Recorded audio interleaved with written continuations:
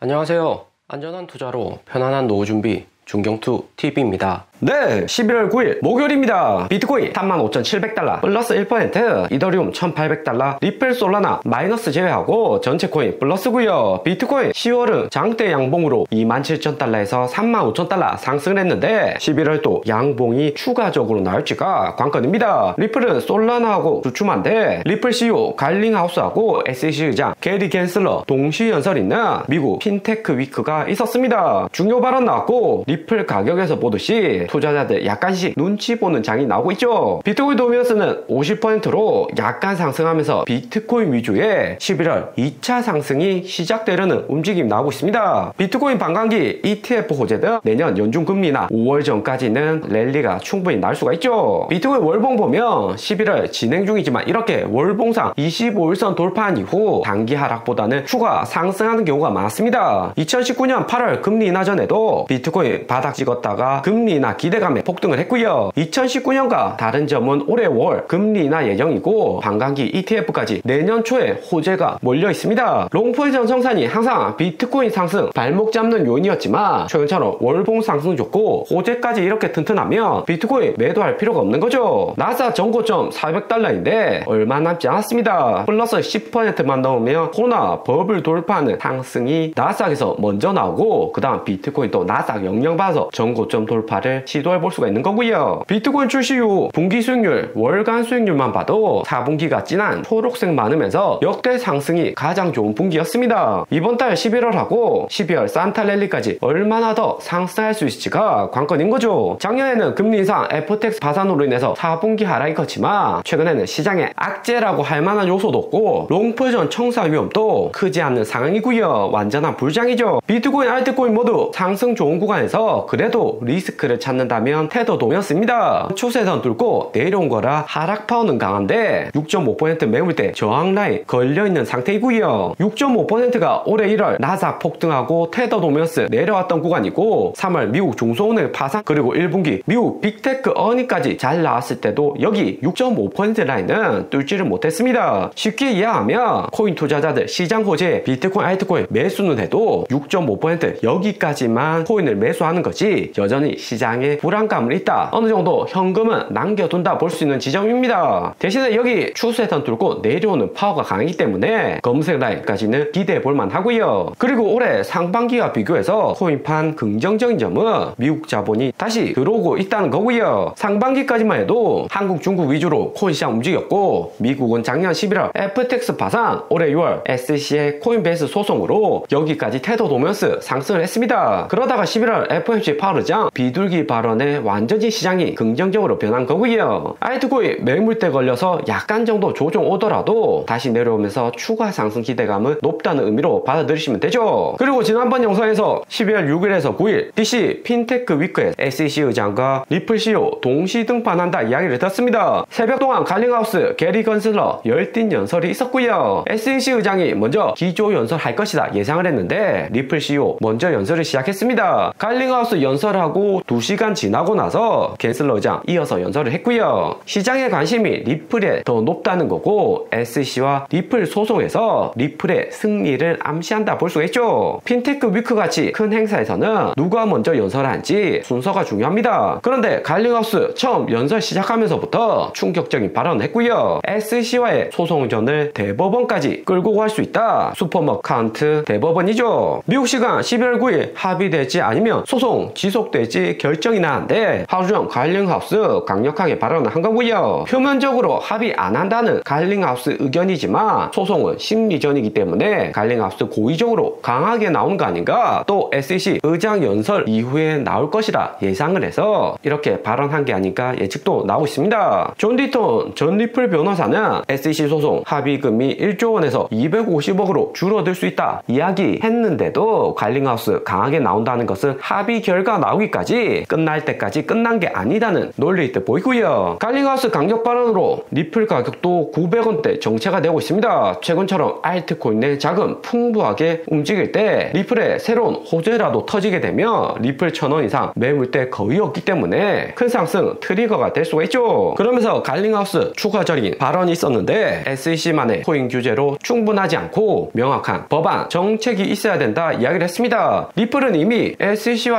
법적 방어에 1억 5천만 달러, 원화로 2천억 이상 소송 비용을 사용했는데 적당한 합의가 없다면 대법원에 추가 소송을 제기할 것이라는 확고한 의지를 보였고요. 3년 동안 2천억 가까이 소송 비용으로 리플 손실나고 2021년 불장까지 이더리움한테 밀린 거 생각하면 SEC 소송 한 방으로 리플은 거의 지옥 갔다가 기사회생을 한 거죠. 리플 CEO 연설 있고 2시간 지나서 갠슬러 의장 발언도 이어졌습니다. 갈링하우스의 강력 발언 듣고 즉시 연설한 거라 리플 소송에 대해서 해명하는 발언이 대부분이었고요. 암호화폐는 사기코인, 세력들 시세 조작하는 코인들이 너무 많다로 첫 운을 띄었습니다. 2010년 리플이 기간 매매에서 정보 공개 안 한 것을 타겟으로 한 발언이죠. 1920년 미국 대공황 당시 루즈벨트 대통령의 증권 진실법을 언급을 했는데 정직한 정보 공개의 중요성을 강조를 했고요. 코인 회사가 가짜뉴스 만들거나 개인 자산 훔치는 것을 원하지 않는다. 모든 정보를 공개하라 이야기를 했습니다. 2020년 소송된 리플의 문제가 아니라 전체적인 코인에 경고를 하는 거고요. 당시 갠슬러 의장 SEC 의장은 아니었지만 트럼프 정부 아래 논란만 가중시키는 코인 시장을 폐쇄하는 게 더욱 빠른 조치였죠. 대신에 바이든 민주당 신정부 아래서는 코인 시장 육성에서 미국 국채나 유동성을 흡수시키려는 신성장 동력으로 보고 있습니다. 그리고 갠슬러 의장 코인 시장은 노련한 전문가조차 당황하게 할 수 있는 복잡한 금융상품이고 정확한 정보 제공하는 것이 매우 중요하다 추가 발언을 했죠. 코인은 금융 플러스 테크라서 기존의 금융 전문가들만으로는 진입 장벽이 높습니다. 일반적으로 차트나 거시경제 분석 정도는 다 한다고 해도 온체인 데이터, NFT, 디파이까지 접근하기는 쉽지가 않은 거죠. 핀테크 위크에서 한판 붙은 두 인물의 결과는 리플 가격에서 알 수 있습니다. 거의 비등비등했다 정도고 11월 9일 이후에 발표되는 합의 결과도 정부 발표되는 대로 중경투 빠르게 전달을 드리고요. 리플은 7월 14일 부분 승소하기까지 2년 넘게 시간이 걸렸는데 재판 승률이 99%인 SEC한테도 법적 승리하기까지 한편의 드라마를 찍었다 볼 수 있습니다. 내년 리플 재판 끝나면 IPO 상장 일정 나오고 글로벌에서 확장 지속하면서 리플에게는 긍정적일 듯 하고요. 특히나 내년 미국 대선에서 바이든이 재선될 수 있을지가 관건입니다. 혹시라도 트럼프가 돌아오면 리플뿐만 아니라 코인 시장 전체 암흑기가 시작될 수가 있죠. 바이든 대통령 지지율 고금리 상황에서 좋지는 않지만 나스닥 코인 반등시키고 점차 긍정적으로 나오고 있습니다. 러시아 중동 전쟁으로 미국은 다시 한번 중국 카드를 꺼내려고 하고 있고요. 옐런 재무장관 12월 9일 중국 경제수석 만나서 향후 지원을 계획했고 11월 10일부터 7일간 이루어지는 샌프란시스코 에이펙 회담에서는 바이든하고 시진핑 미중 정상회담이 예정되고 있고요. 미국, 중국 글로벌 경제 1등, 2등 국가 만나서 이렇게 악수만 해도 시장에 긍정적으로 움직일 수가 있습니다. 미국이 시진핑하고 만나면 한국도 다음으로 미팅을 하는 거고 안정성 좋아하는 증시에는 훈풍이 불 수 있고요. 나스닥만 전고점 400달러 돌파를 해버리면 코인 또 2차 상승 금방이다 볼 수 있죠. 비트코인이나 알트코인 이미 상승은 했는데 추가 상승할 수 있는 기회가 11월 12일 열려 있습니다. 거기에 미국 인플레이션율 상승시키는 국제유가도 75달러로 내려왔고요. 9월 94달러까지 고점은 찍었지만 작년 2월 러시아 전쟁 난 이후 여기 매물대는 돌파를 못했습니다. 러우 전쟁 이스라엘 진행은 중이지만 현재는 소강 상태고 확정 가능성이 낮으니까 매물대를 돌파를 안 하는 거죠. 거기에 미국 고금리 지속될 듯 보이고 경기 침체 가능성에 오일 가격은 하락을 하고 있습니다. 미국 인플레이션율 내려오고 거시경제 데이터 나쁘게 나오면서 금리나 타이밍을 연준이 잡아갈 수 있는 거죠. 오늘의 영상은 여기까지입니다. 좀 더 디테일한 투자 정보가 필요하신 분들은 커뮤니티로도 자료가 공유되니까 멤버십 가입과 구독 부탁드립니다. 감사합니다.